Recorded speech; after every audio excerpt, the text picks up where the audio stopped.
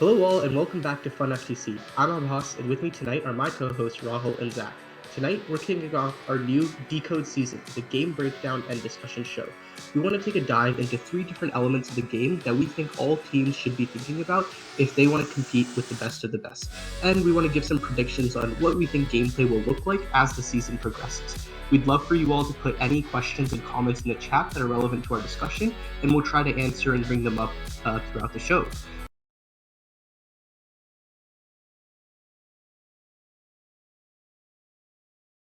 This video on fun is brought to you by our viewers, supporters, members, and also in partnership with the following. DECODE Robotics is inspiring teams to build better robots with their new array of FTC team options. Check out their updated bevel gears and Maverick hex shaft motors, Planetary gearbox options, and 6mm hex components and shafts for extreme power transmission. Go to studicode.com/robots to learn more and apply for discounts.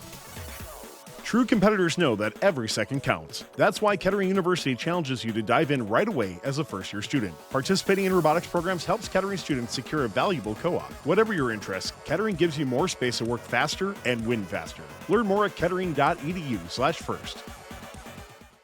So before we jump into the discussion for tonight, I do want to start with a brief overview of Decode. As a disclaimer, please reference the competition manual for all official information on the game. But Decode is our first shooter game since Ultimate Goal, which was 5 years ago. The main game element this year is called an artifact, which is a 5-inch sphere riddled with holes, kind of like a wiffle ball. There are 36 artifacts in the game, 24 purple and 12 green, and these artifacts need to be launched from launch zones into aligned specific goals that are in the corners of the field. They then roll into ramps where patterns can be made to score extra points. What I think is really interesting in this game is there is so much cross-field motion and robot-to-robot contact. Into the Deep saw far less robot interaction, I would say, like throughout the season. There's definitely a huge uptick at Worlds and off-season events, but I think from day one, Decode is just going to have a lot of robot interaction. So I'm really excited to see how that plays out. Additionally, at the end of the game, teams need to park in a base, which is an 18 by 18 square. Zac is going to tell us all about it later, and so I'll save that for then. Another interesting aspect of the game this year is ranking points. We had ranking points for the past few seasons, but not to the extent of Decode. Similar to FRC, teams can get 3 RP, or ranking points, for winning a match, and then up to 3 additional RP for tasks related to the base, scoring enough artifacts into the goal, and getting enough pattern points. I think changes to the ranking system and the overall advancement system and other things we've seen in FTC have a lot to do with like senior leadership from FRC transitioning over, spending more time in FTC, like Colin Fultz and Rachel Moore. But I'm really interested to see how that works out for our Decode game. Now, in order to get a perfect 6 RP match, a team has to score at least 88 points. That's just like bare minimum. I think average scores we're going to see are more going to be in like the 130 to 150 range for the first few months, maybe until January or very early February. But I think world records will be more in that 200-point range.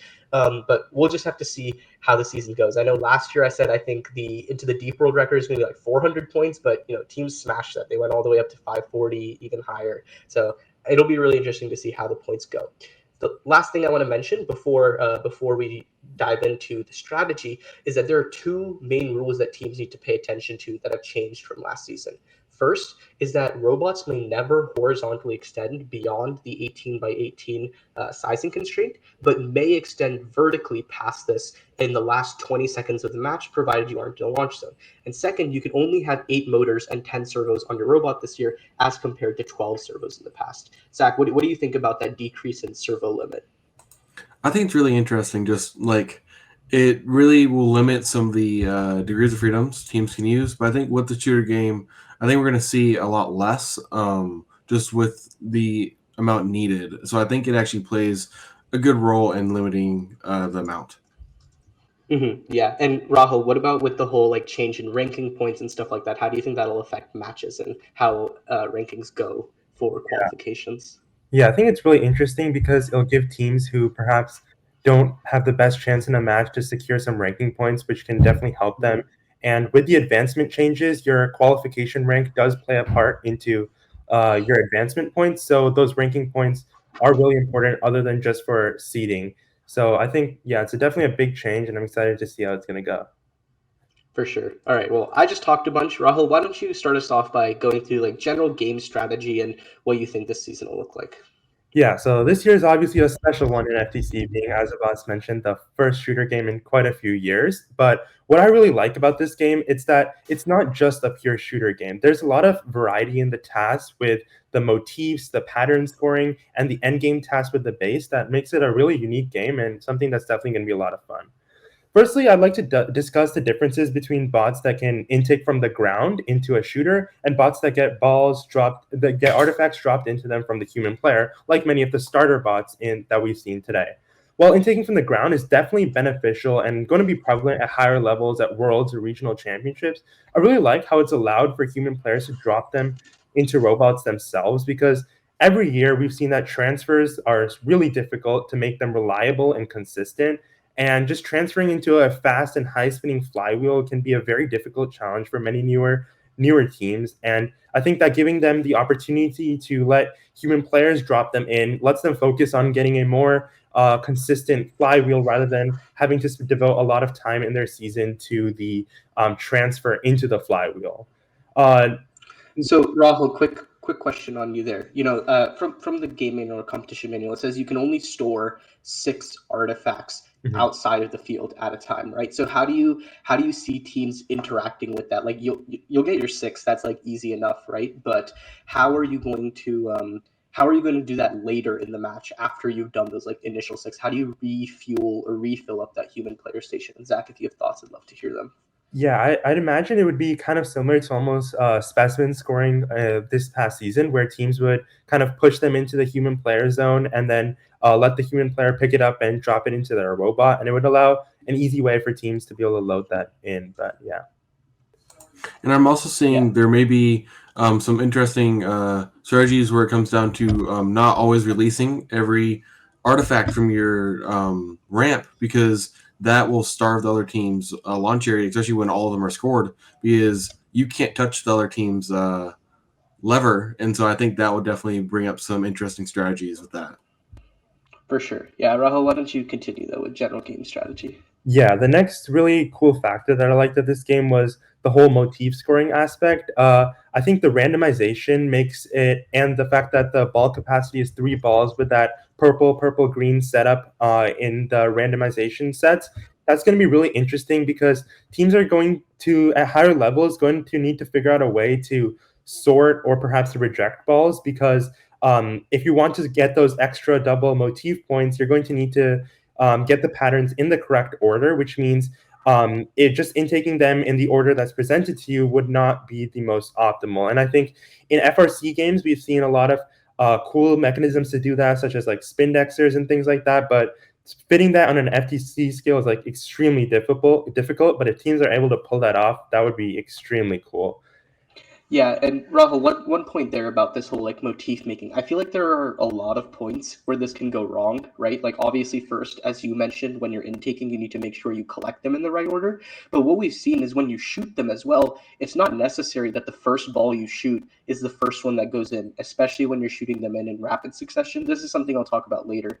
And then I feel like the third thing is also I saw one of the videos from our fun channel was when the balls were going in, like that last 9th one, sometimes it would just skip over and go into that overflow zone, right? So there's like 3, probably more, right? These are just off the top of my head, 3, 4 different areas where these can all go wrong. And so teams are really going to have to make a huge effort in minimizing those errors so they can get those guaranteed points. But yeah, go ahead. Yeah, definitely. The next factor that I really like to talk about is defense. I think Abbas mentioned this earlier, but the shooting zones are not really protected, where there's going to be a lot of robot-to-robot contact in those launch zones, and it's going to be really interesting to see how teams are going to go and try and get accurate and consistent shots while also having the potential of being hit by another robot in the meantime. I know teams will 100% try out software-related solutions, doing things like using a turret and camera tracking with that giant April tag that they have on the shooting goal. And it's going to be really interesting to see how teams try to combat that and be more responsive to in-game conditions. Yeah.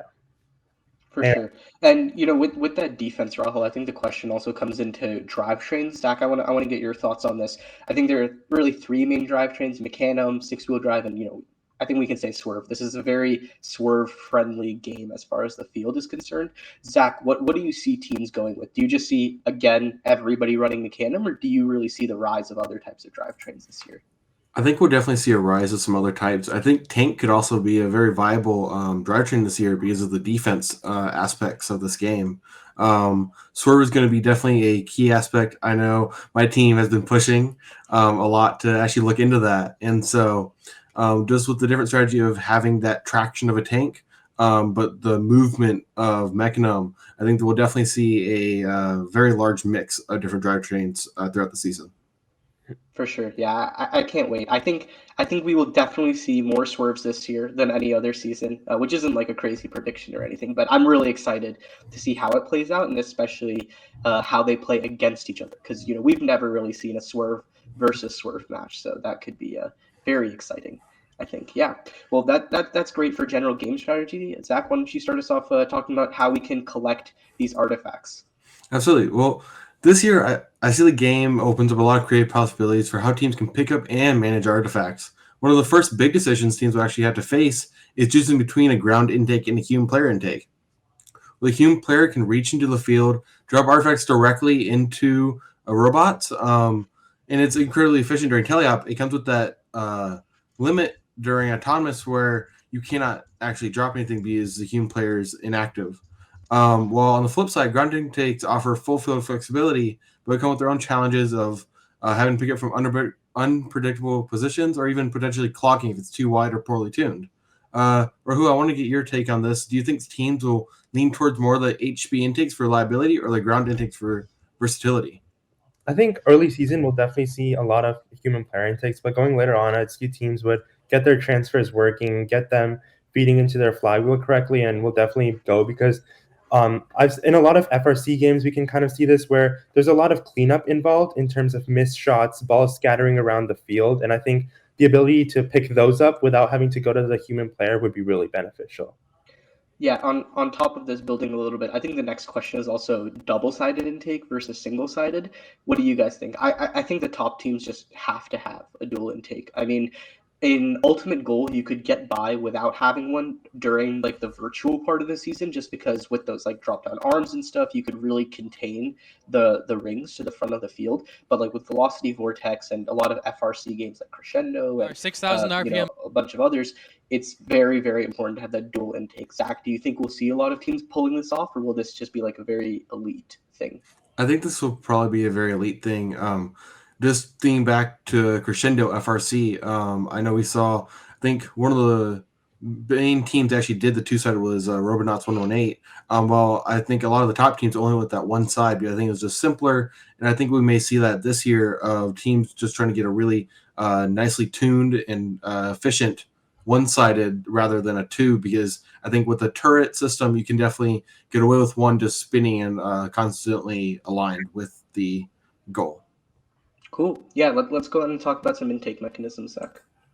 Yeah, so breaking down, kind of have three kind of I'm thinking of that may emerge. The first one is rubber band rollers. These are really common in Vex and offer a really lightweight and flexible solution.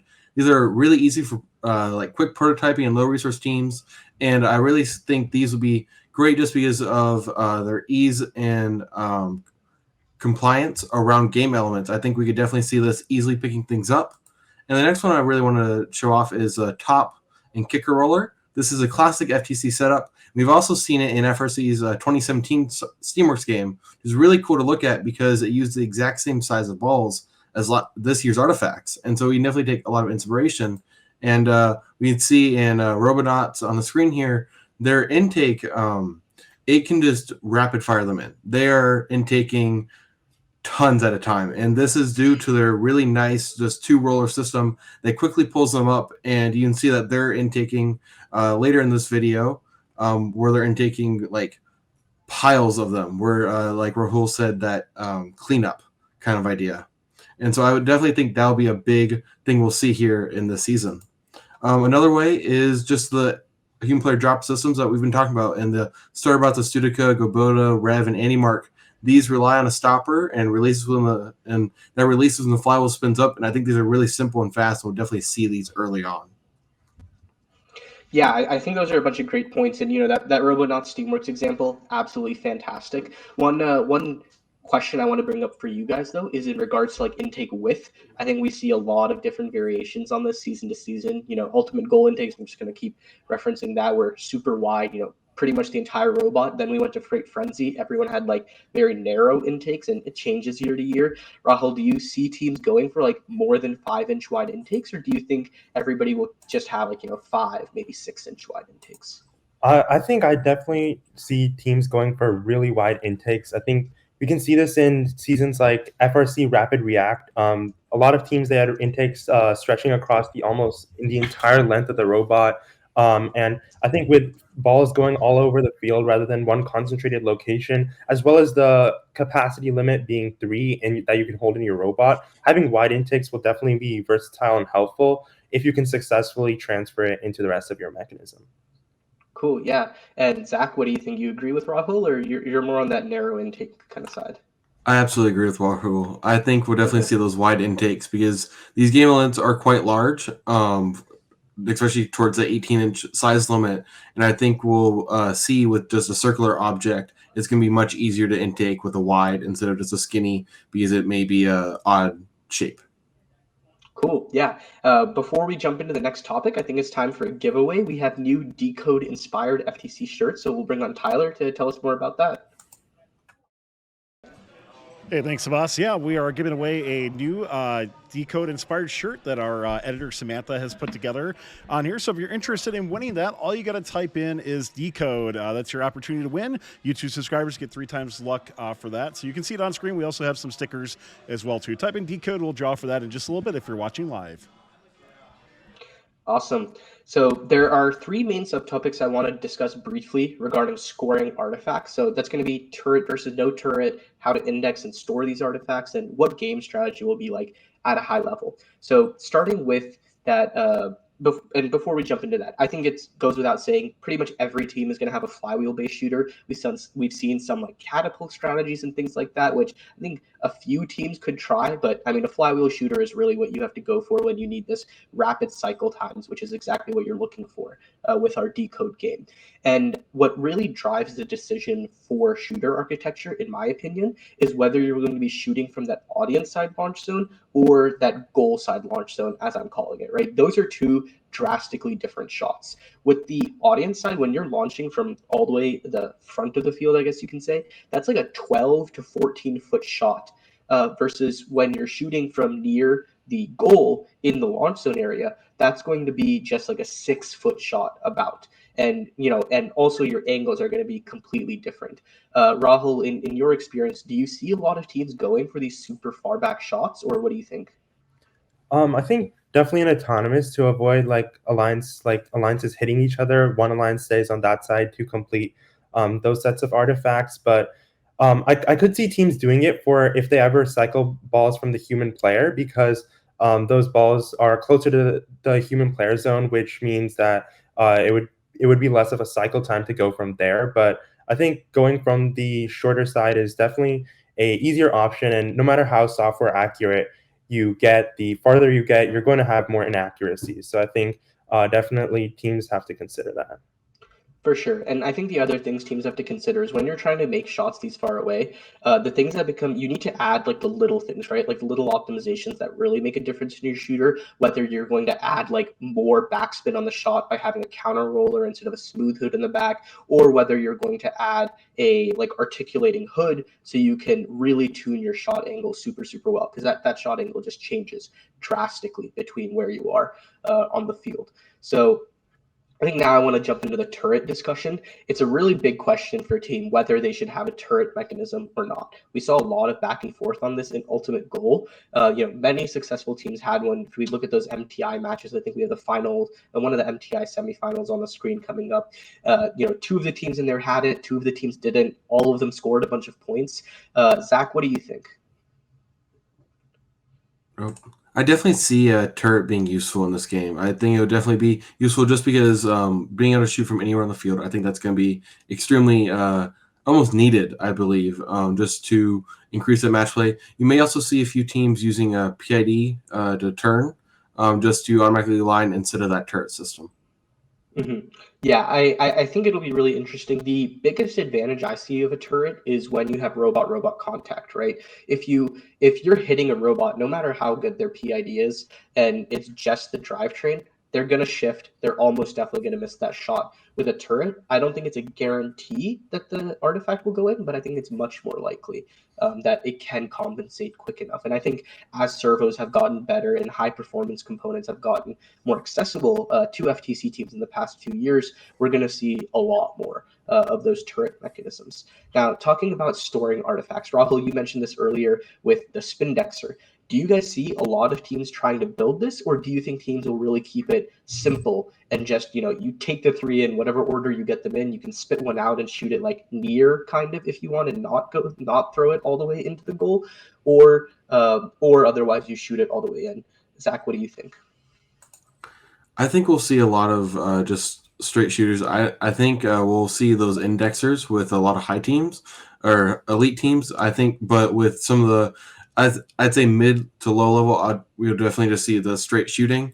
We may see a few differences in auto though, or especially in end game when teams are trying to quickly get those motifs to get those ranking points. Yeah, Rahul, what do you think on the Spindexer discussion? Yeah, so I think I've done some mapping out, and with the balls being 5 inches, like a Spindexer would almost take up the entire width of your robot, and then having to also consider like the end game task, which is very size oriented. I think the teams that would have to attempt a Spindexer type of sorting mechanism, it's definitely a very big packaging challenge, and I think teams will have to consider that and whether the complexities are worth it for that motif bonuses. For sure. Yeah, I can't wait to see what people come up with. Now, the last thing I want to talk about in regards to scoring artifacts is game strategy, right? At the basic level, it's very simple. Just get as many in as you can. But and that's what you're going to do for most of the match, right? Because the key thing with the motifs and the patterns is they're only scored at the end of teleop and at the end of autonomous. So it doesn't matter what you do throughout the middle of the match. The question is, can you fill it up and then refill it up so quickly that you can get that motif at the end, but still do whatever you want in the beginning? And so, Zach, do you see teams refilling this ramp up, like the collection area, multiple times, or just like maybe once in the match? I see them doing it multiple times. With every time you're tripling or near doubling your points because they're 3 points each instead of that one. I think that's a key takeaway that you probably will need to unload it to then reload it multiple times during the match to get the most points possible. Sure. And so on this note, say you're doing it multiple times in a match, when it comes down to those last, I don't know, maybe 45 seconds is how long it'll take teams to fill up that level.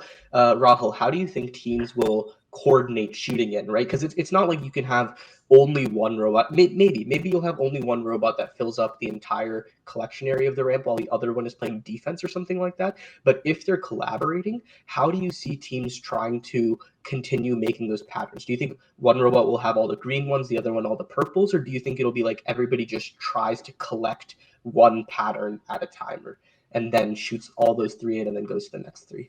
Yeah, so I think it definitely depends on the robot construction. I think if robots have the capability to sort through artifacts and do that individually, I think it'll definitely at high levels come down to pattern by pattern, where each member of the alliance just creates their own set of 3. But if the robots are unable to do that, I think a strategy that many teams could look for is doing just one robot does the greens, one robot does the purples, and alternating them to create that pattern. But obviously, like, small misses can just mess up a whole pattern and cause you to have to like almost restart if you want the full point. So that's definitely for teams to consider.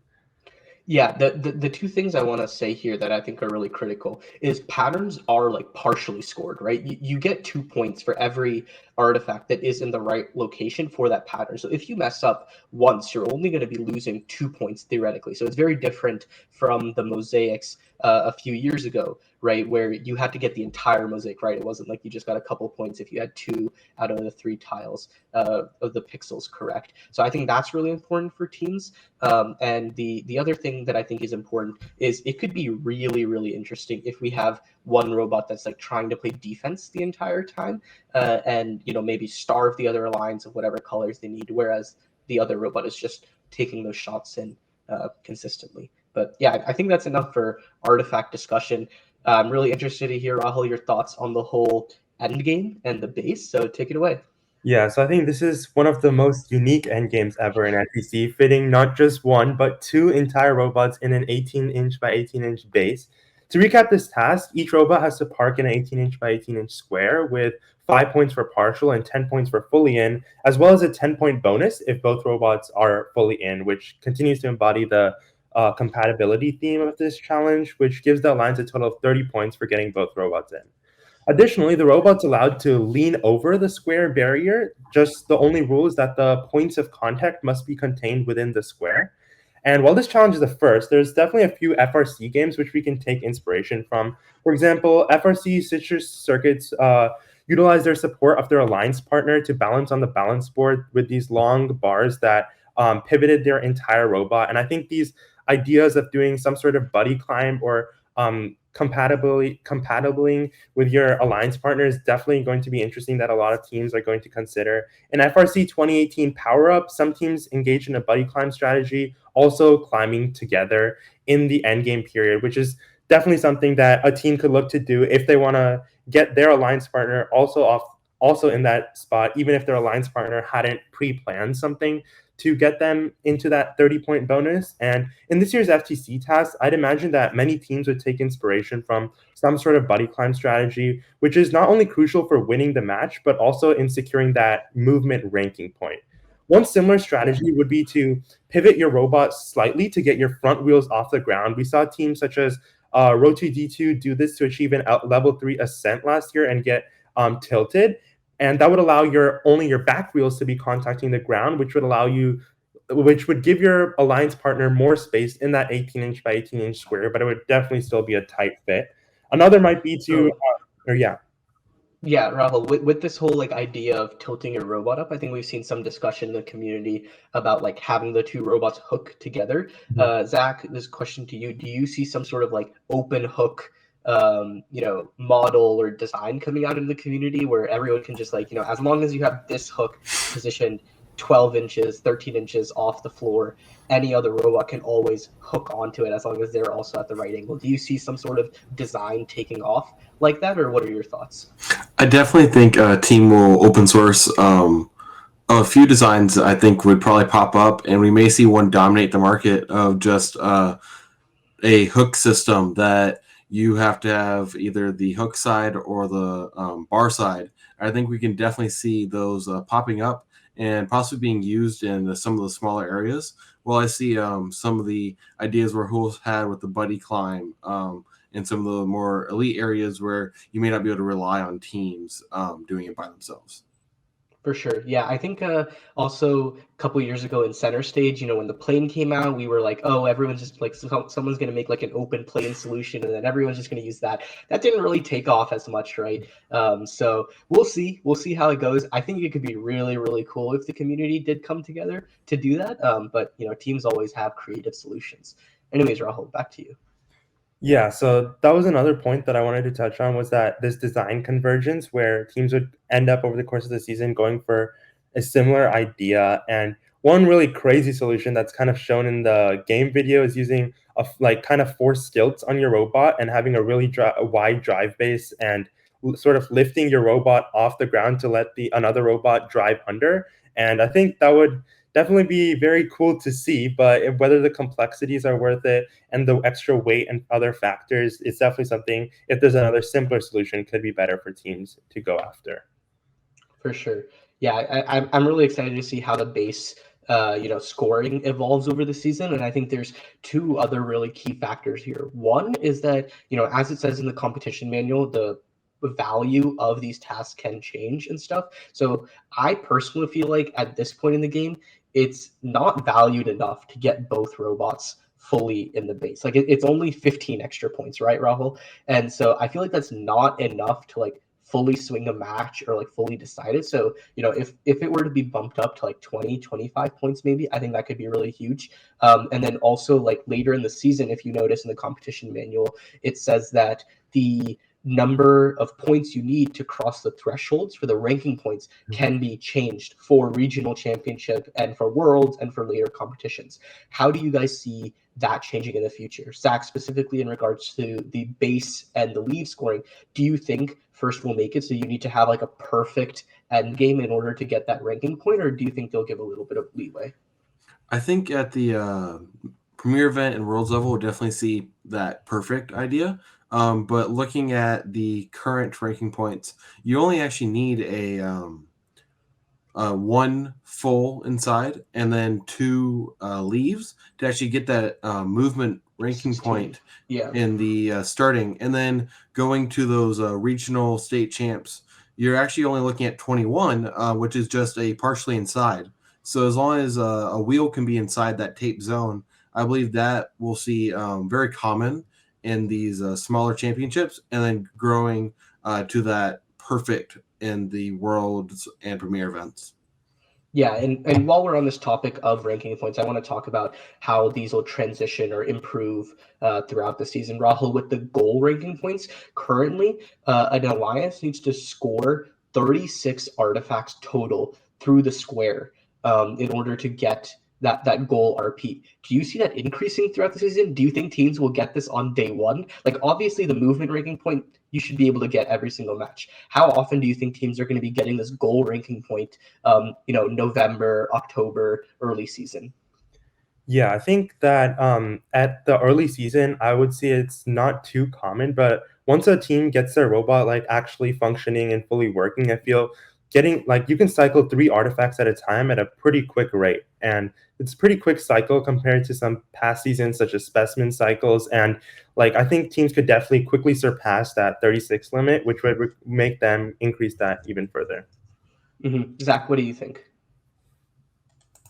I think we'll see, like Rahul said, the idea of just getting a few. But I actually think we'll see teams getting the ranking point in some of the second or third month competitions. I think that actually happened pretty early on because I think it's not the hardest task in the world, especially if you're going in rounds of 9, you could say, with the ramp clearing.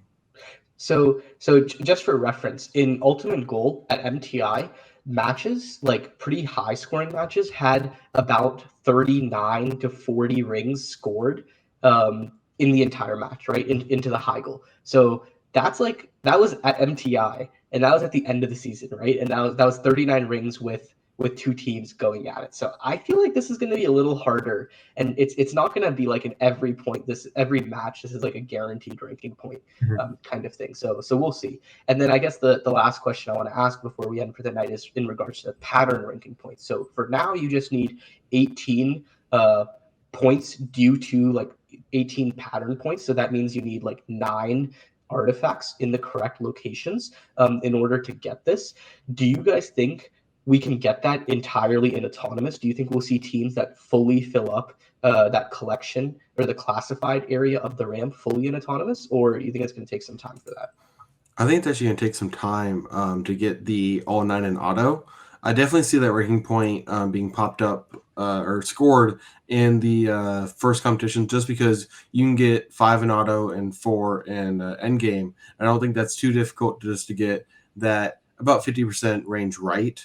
But to get all 9 right in just that short time, especially with having to preload your robot, that's going to be really difficult not knowing or having to sort them before you even shoot any. I don't think we'll see that starting in competitions. Yeah, for sure. And because I don't think we explicitly mentioned this earlier. So for everyone watching in the audience, you can preload 3 artifacts in your robot, but you don't know what the motif is going to be for that game. So you're not guaranteed to have it in the correct order, which is really exciting. But yeah, I think before we end for the night, we're going to draw for our giveaway. Tyler, take it away. Hey, thanks, Aabhas. Yeah, once again, it is for the Artifact pair t-shirt. So if you're interested in just buying this too, we do have it available at funroboxnetwork.com/merch, where you can find that. And also we got some cool stickers as well. I'm sure we'll have some other great things coming too. The winner of this is going to be Mantador SSD. Congratulations. Please go to funroboxnetwork.com/winners in order to claim. Once again, funroboxnetwork.com/winners within the next 48 hours in order to claim. And congratulations on the awesome giveaway. Awesome. Yeah, I think we had a great show tonight. Rahul, why don't you close us out? Thank you to everyone who tuned in and to those who hit the subscribe and like button. Check out new fun and robotics merch below this video and let us know in the comments what strategies you think will come out of this game. If you want to stay connected with what Fun FTC is doing, follow us on Instagram, Facebook at Fun FTC, and TikTok under Fun Robotics Network, and join our Discord through the link in the chat. And on behalf of myself, Rahul, Zac, and our producer Tyler working behind the scenes, I would like to thank you all for tuning in. Please keep an eye out for future new FTC content coming out on YouTube and our exciting Robot in 30 Hours streams this weekend. Thank you, everyone, and good night. Thanks for watching. Don't forget to like, subscribe, and click the bell to stay up to date on future fun videos. True competitors know that every second counts. That's why Kettering University challenges you to dive in right away as a first-year student. Participating in robotics programs helps Kettering students secure a valuable co-op. Whatever your interests, Kettering gives you more space to work faster and win faster. Learn more at kettering.edu/first. Studica Robotics is inspiring teams to build better robots with their new array of FTC team options. Check out their updated bevel gears and Maverick hex shaft motors, Planetary gearbox options, and 6mm hex components and shafts for extreme power transmission. Go to studica.com/robots to learn more and apply for discounts.